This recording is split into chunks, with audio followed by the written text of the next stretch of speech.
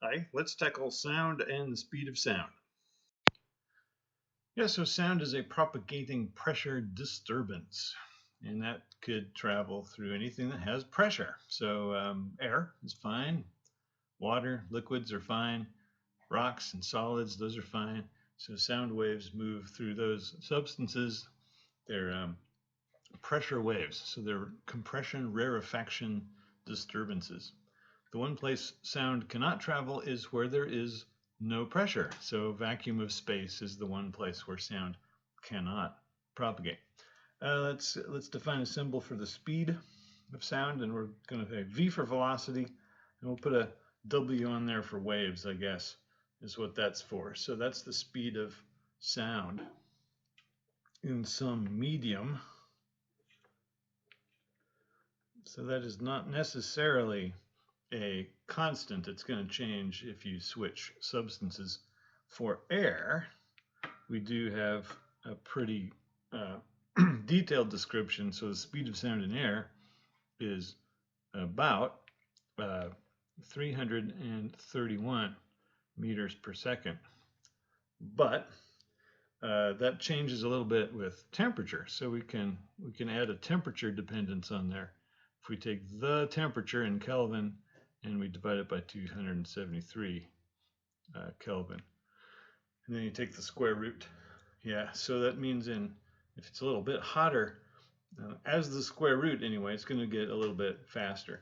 There's not a huge effect at room temperature or anything. So at the sort of temperatures experienced by humans, that's not a big deal. This velocity of light, or sorry, velocity of sound, is faster in more rigid materials.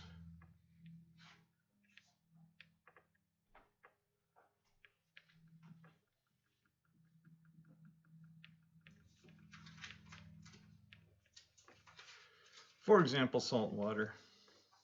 You need to use something a little faster there. So in salt water, we've got about 1,540 meters per second. In soft rock like marble or soft granite, the speed of sound is something around 4 kilometers per second. So that's a pretty good clip there.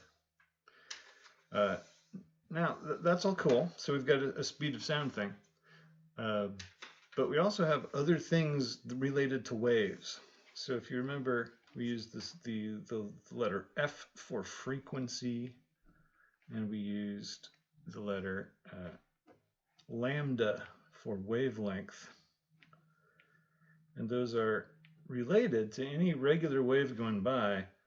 The speed of the wave is equal to the product of those two things. So that's an equation to box up there. So the speed of sound is equal to the frequency times the wavelength. This works for any waves of any type. So the speed of light, for example, is the frequency times the wavelength. The speed of sound is the frequency times the wavelength.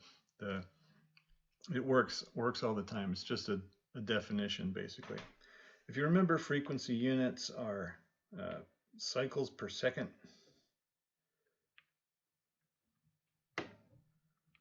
Or we give that the special name hertz. So per second, inverse seconds are also hertz. And you also might recall that the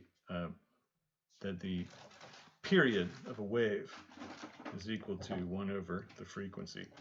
So these are all the possibilities. If you're given the period of the wave or the wavelength of the wave and the speed of the wave. So here's a great formula for relating those three things.